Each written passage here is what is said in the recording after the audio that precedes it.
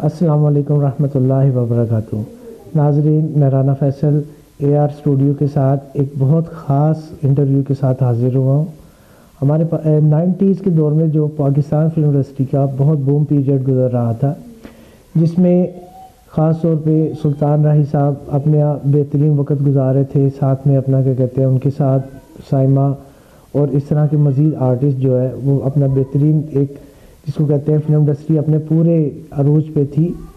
उस वक़्त के जो बेहतरीन जो हमारे डायरेक्टर्स हज़रात थे, उनमें से एक सुनहरी डायरेक्टर जिन्होंने बेशुमार फिल्में बनाई और बिल्कुल जिनको उस टाइम पे कहा जाता था कि ये एक ऐसे डायरेक्टर हैं जो कि ट्रेंड सेटर डायरेक्टर हैं। आज हम मौजूद हैं सईद राना साहब के साथ। जी अस्सलाम वालेकुम सर। वालेकुम अस्सलाम फैसल साहब। मैंने टोटल कितने फिल्में जो हैं डायरेक्ट की? टोटल तकरीबन 14 फिल्में मैंने डायरेक्ट की। और आपने जो ट्रेंड सेटर कहा, ये अल्हम्दुलिल्लाह मुझे उस वक्त इसलिए कहा जाता था कि जो दौर अगर चल रहा है, अगर वो दौर फ्लॉप हुआ है तो उस दौर में मैंने अगर कदम उठाया है तो एक नया लोगों को मोड़ दिया। और नए मोड़ से ये हुआ कि दोबारा से इंडस्ट्री को एक तरह से उठाना। ये 2 दफ़ा ये मेरे अल्हम्दुलिल्लाह मुझे क्रेडिट मिला। 2 दफ़ा गिरी हुई इंडस्ट्री को मैंने उठाया। पहली फिल्म थी मेरी बारूद का तोहफ़ा, जो एक बड़ी हिस्टोरिकल मूवी थी और ड्यूरिंग वार ये अफ़गानिस्तान में सारी कास्ट को मैं वहाँ लेकर गया, वहाँ बनाई गई और इसमें एक मैसेज था और कई इस फिल्म से लोग मुसलमान भी हुए। खैर, अगर हम इसी पे बात करना शुरू करें तो सारी रात लग गई, लेकिन मैं शॉर्ट करते हुए आगे चल बढ़ता हूँ। फिर उसके बाद चूँकि वो एक हिस्टोरिकल एक आर्ट हिस्टोरिकल मूवी थी, तो मैं फिर कमर्शलिज़म में आया। अच्छा, इत्तेफाक से उस फिल्म का राइटर भी मैं था और डायरेक्टर भी, क्योंकि एज ए डायरेक्टर ही मैंने स्टार्ट किया था, लेकिन मुझे राइटिंग इसलिए करना पड़ी कि उस फिल्म को मैंने ट्राई किया, सैयद नूर को भी ट्राई किया लिखे और लोगों को भी, लेकिन लोगों ने कहा आप खुद लिखें, क्योंकि उसमें बड़ी डिटेल थी और वो सारी डिटेल्स मैंने उसमें सारी तारीख हिस्ट्री मैंने उसमें फिल्म बंद की। खैर, फिर कमर्शलिज़म में आया और एक फ़िल्म इश्क रहना सदा वो की। फिर एक उस दौरानिया में एक डाउनफॉल राय साहब का आया और फिर मैंने हीरो बनाई, जान रैम्बो और साहिबा की फ़र्स्ट टाइम जोड़ी हीरो फिल्म में बनाई। हीरो की मैं बात आपको बताता हूँ कि हीरो जब मैंने रैम्बो को लिया तो जब साहिबा को कास्ट करने गया तो उसने मुझसे पूछा मेरे साथ हीरो कौन है। मैंने जब बताया अफजल ख़ान जान रैम्बो, उसने बड़ा वो थोड़ा सा कहा कि वो गेस्ट हाउस पे वो छोटा सा रोल करने वाला। मैंने उसको दबका मार के एक समझाते हुए कहा, मैंने कहा उसको मामूली ना समझो, वही तुम्हारा हीरो है, वही तुम्हारा मुकद्दर है। मुंह से निकल गई बात, वही तुम्हारा मुकद्दर है। आज वो उसकी मिसेज है और उसके 2 बच्चों की माँ है और ये जोड़ी कामयाब हुई।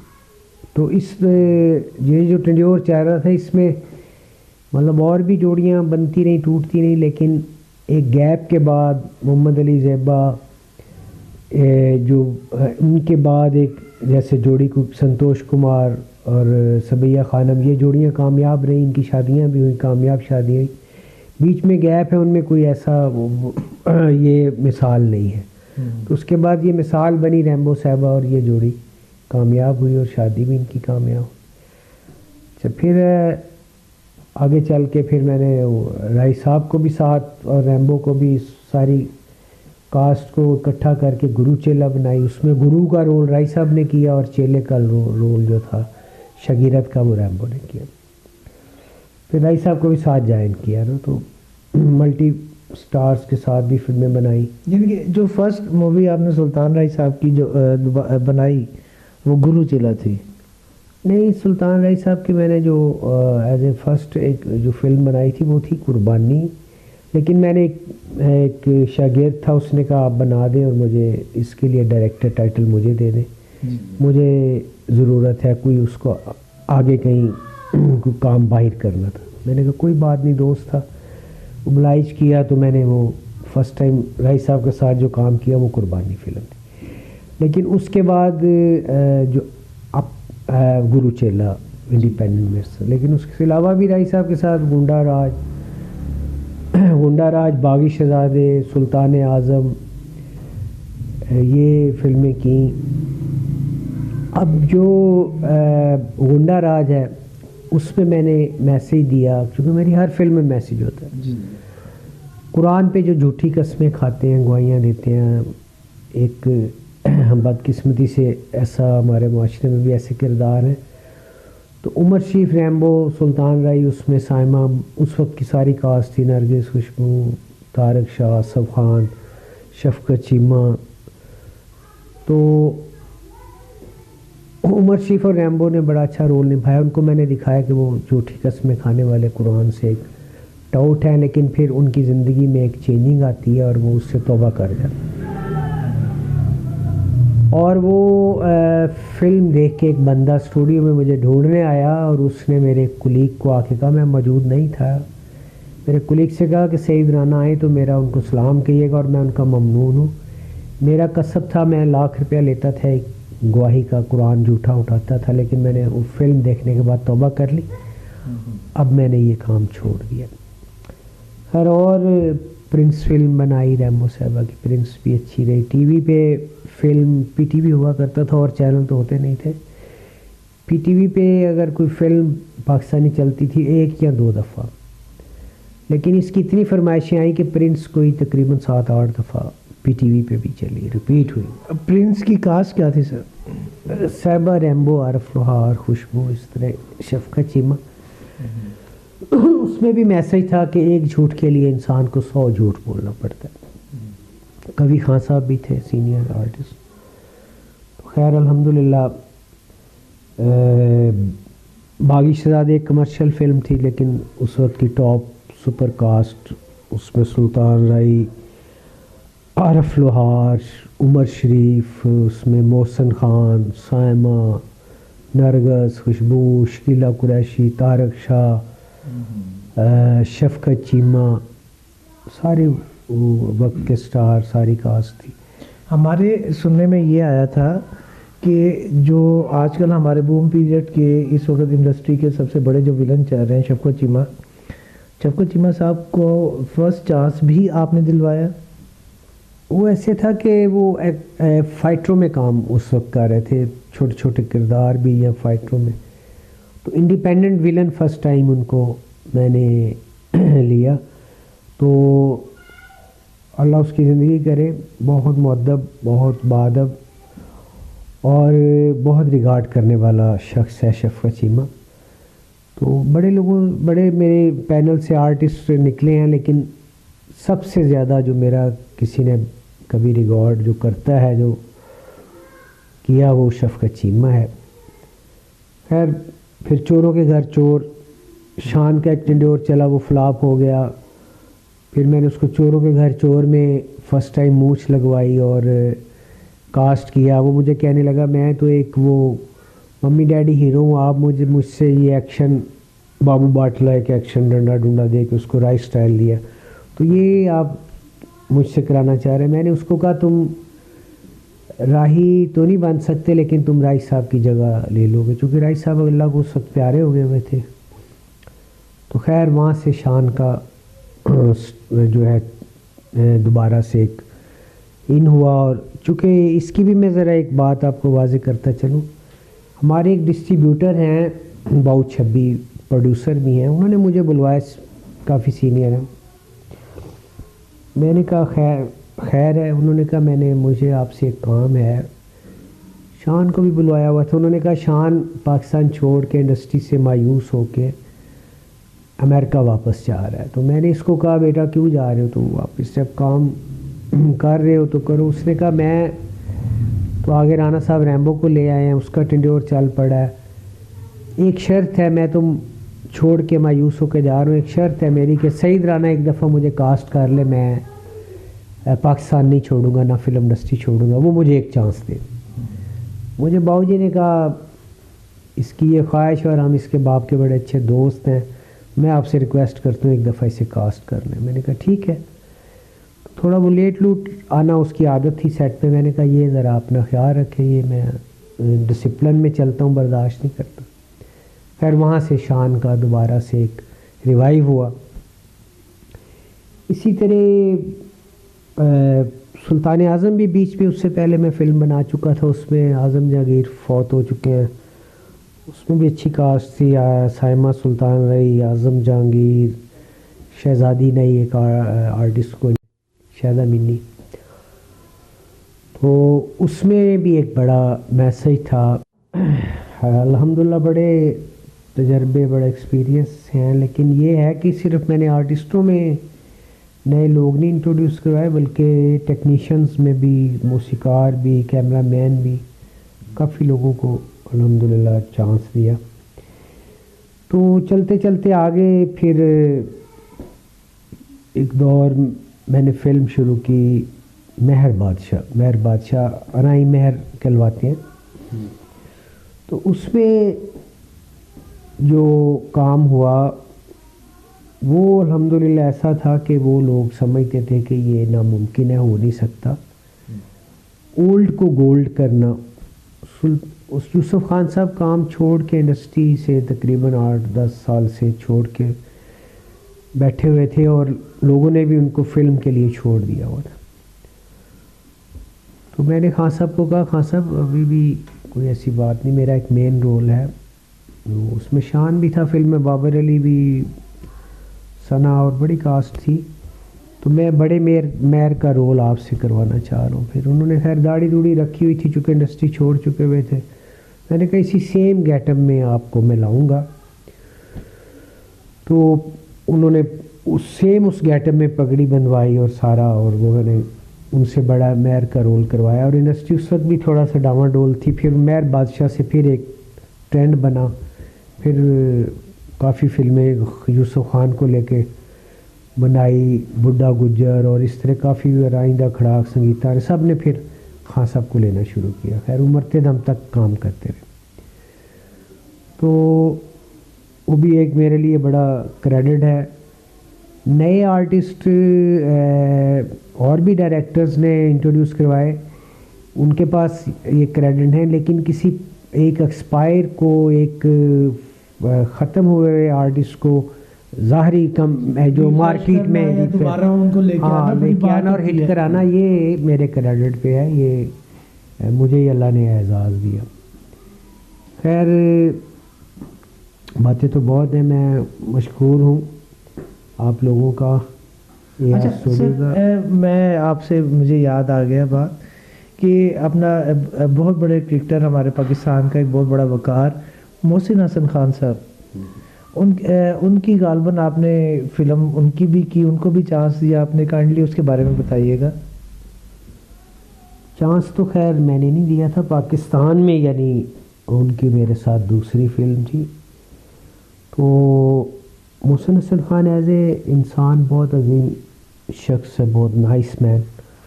मेरे साथ 2 फिल्में उन्होंने की, एक साला बिगड़ा जाए और एक चोरों के घर चोर, बल्कि 3, एक बागी शहजादे में भी।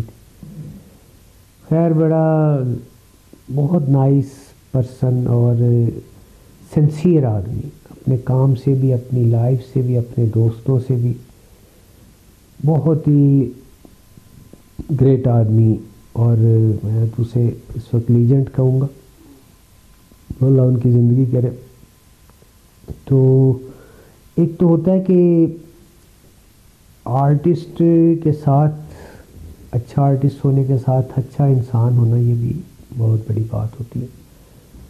खैर सुल्तान रईस साहब भी बहुत अच्छे इंसान थे, बड़ी उनमें क्वालिटी थी। अच्छा, हमारे व्यूवर्स ये जानना चाह रहे हैं कि सुल्तान रईस साहब पाकिस्तान की एक बहुत बड़ी शान रह चुकी है फिल्म इंडस्ट्री की। उनका कोई अपना वाक़या आपके साथ गुजरा हो, या कोई उनकी एक ख़ास बात जो अपने व्यूवर्स के साथ आप शेयर करना चाहते हो, काइंडली आप प्लीज़ उनको बताएं। एक फ़िल्म की मैं शूटिंग कर रहा था किला रतास जेलम के पास, तो सारा क्रू मेरे साथ था, सारी सुल्तान आज़म बड़ी कास्ट सारे लोग थे। उस दौरान ये हुआ कि एक हमारा स्पूल जिस पे फिल्म का सॉन्ग था, दोस्ती का सॉन्ग था, राई साहब के ऊपर था, वो गाइड ट्रैक कहते हैं उसको, स्पूल से वो पीछे चलाया जाता था और आगे से वो नागरा एक पुराने टाइप का होता था, वो जैसे टेप कह लें, वो स्पूल चलता था और आर्टिस्ट उस पर लिपसिंग देता था। तो उसके बाद फिर वो खैर प्रोसीजर उस दौर का, अब तो खैर सारा कंप्यूटर पे हो गया, तो वो फिर साउंड पे ट्रांसफ़र होकर फिल्म में चलता। वो स्पूल मेन चीज़ होती थी, गाइड ट्रैक, वो हमारा पीछे होटल में रह गया और हम लोकेशन कोई 1 घंटे के फासले पे थी। वो दीने में होटल में असिस्टेंट भूल आया, मैंने उसको खैर वापस भेजा। इन बिटवीन वो टाइम में लोग, दुनिया शूटिंग देखने वाली जमा थी और हम लोग बैठे थे, गप्पें भी लग सकती थी और भी कुछ हो सकता था, लेकिन राय साहब ने उस टाइम का फ़ायदा उठाते हुए वहाँ बैठे लोगों को नमाज की तलकीन की और अच्छी अच्छी बातें की। वो खैर अपने आप यूट्यूब पे आप अगर सर्च करें और उस पर लिख दें सईद राना विद सुल्तान राय, तो वो सारा मंज़र, वो सारी वो एक्सपोजिंग एक मेरे शागिर्द ने की है, तो VHS पे, लेकिन उसको बड़ा लोग देखते हैं और उससे बड़ी इस्लाह लोगों की हो रही है। तो उसके अलावा सुल्तान राय साहब ने बड़ी मसाजिद बनवाई।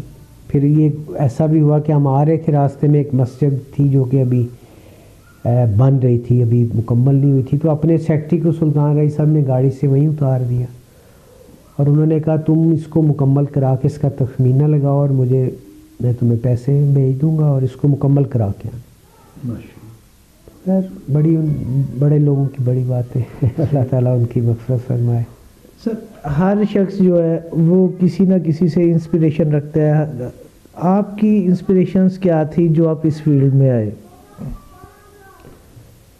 असल में अल्हम्दुलिल्लाह मेरा जो माइंड था कि एक चीज़ जो मुआशरे में उसको उसके ज़रिए से बिगाड़ समझा जाता है कि वो बिगाड़ है, उसकी वजह से हमारी नौजवान नस्ल फ़िल्मों की वजह से ख़राब हो रही है। मैंने कहा इसी को क्यों ना, जिसको इसी के ज़रिए से क्यों ना इस्लाह की जाए, जिसको बिगाड़ समझा जाता है उससे इस्लाह का काम लिया जाए। तो मेरे अंदर एक ये जज्बा था और यही वजह थी इंडस्ट्री में आने की। तो फिर अल्लाह अदरी के रहमत करे, मेरे उस्तादों में शमस चौई साहब थे, फौत हो गए, मैंने उनसे असिस्ट किया, सर भट्टी साहब से भी सीखा, और भी असलम डार साहब, इफ्तिखार खान साहब, खैर बड़े बड़े नाम थे, मसूद पुरेश साहब। इंडस्ट्री में आया तो इनसे भी बहुत कुछ सीखा। इंसान सारी ज़िंदगी सीखता ही है। तो इस्लाह के पॉइंट ऑफ व्यू से मैं आया था और कि लोगों की इस्लाह हो।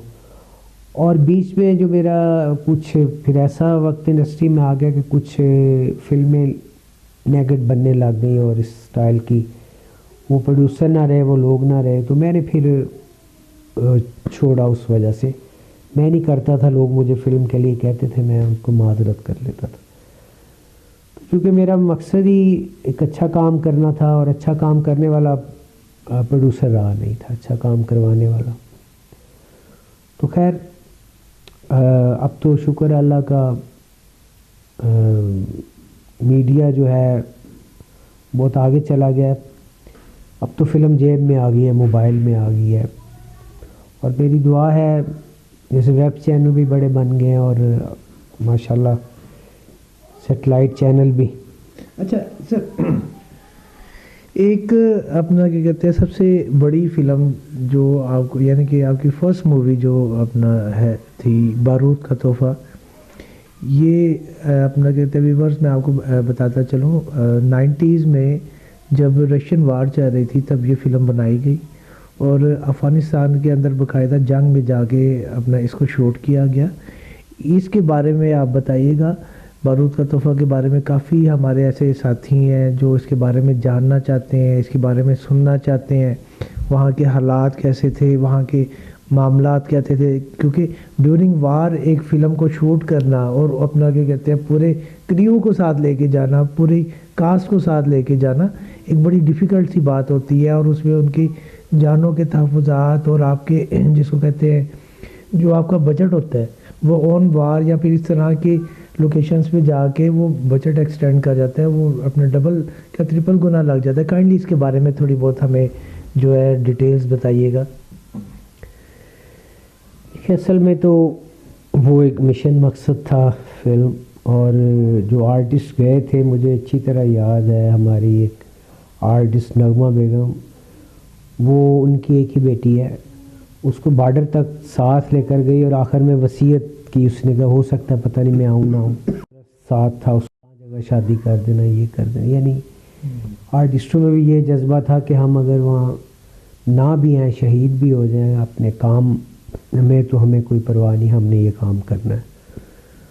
तो वैसे उसमें मुस्तफ़ा कुरैशी, आसिफ खान जांज़ेब काफ़ी हमारे सुनने में यह है नैयर इजाज़ साहब को भी आपने पहला चांस इस फिल्म में दिया था। हाँ सुनने सही कहा, मैं भूल गया था।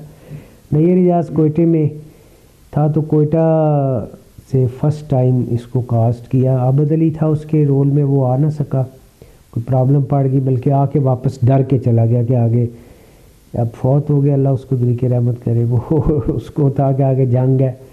तो कुछ और भी मैं नाम नहीं लेना चाहूँगा, कुछ और भी आर्टिस्ट चूँकि वो दुनिया में भी नहीं रहे, वो भी वहाँ से भाग आए कई कि हम आगे जो है वो जंग में नहीं जाएंगे। फिर मैंने वहाँ से अल्टरनेटिव नई इस तरह कास्ट को लिए आर्टिस्ट, तो इसी तरह नैयर इजाज़ को फर्स्ट टाइम लिया।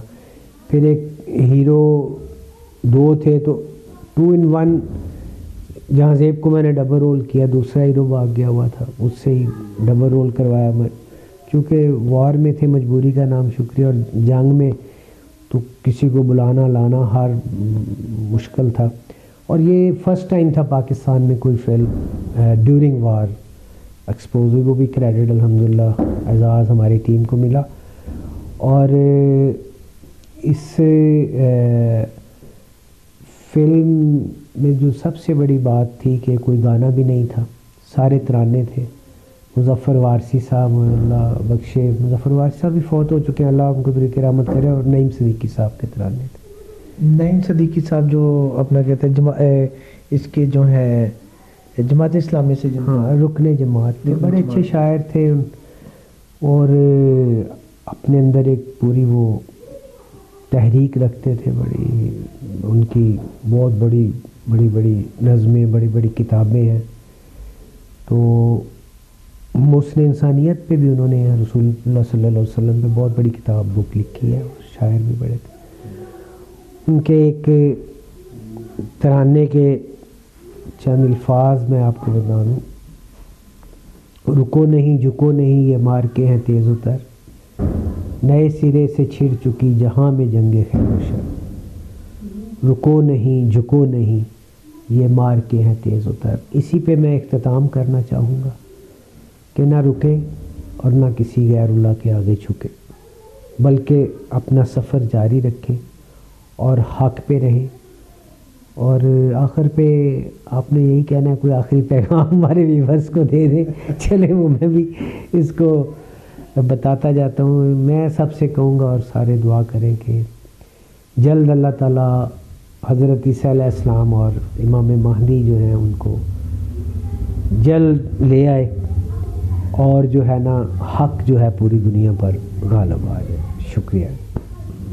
अपना पैनल पे एक बहुत बड़ा एक तारीख़ी इंटरव्यू जो है वो हमने किया सईद राना साहब का, और हमें एक चीज़ सबसे बड़ी चीज़ें हमने इसमें हासिल की। एक तो ऐसे डायरेक्टर जो कि ट्रेंड सेटर, जिन्होंने नए से नए अदाकार उनको इंट्रोड्यूस करवाया, मुख्तलिफ़ किस्म के टेक्नीशियंस जो कि पहले बिल्कुल स्टार्ट में एक छोटा स्टार्ट लिया और अब इस वक्त जो है फिल्म इंडस्ट्री और मीडिया के अंदर एक बहुत ऊंचा नाम पैदा करके अपनी वर्किंग जारी की हुई है। और तीसरी बात जो सबसे बड़ी जो हमने एंड पे डिस्कस की थी, वो इनकी फर्स्ट मूवी थी बारूद का तोहफ़ा, जो कि टोटल ही जहाद अफ़गानिस्तान और पे मबनी थी और मुसलमान मानों की एक जिसको कहते हैं कुव्वत, एक ऐसा मुजाहिद जो कि सामने खड़े हुए 5000 काफिरों के ऊपर हावी है, उसके बारे में हमने पूछा। नाज़रीन, आज हमारा मुल्क जो है वो उसका जो वो अपने असल तकाज़ों से हट के जो है वो सोशल मीडिया के एक अजीब बहकावे में आया हुआ है।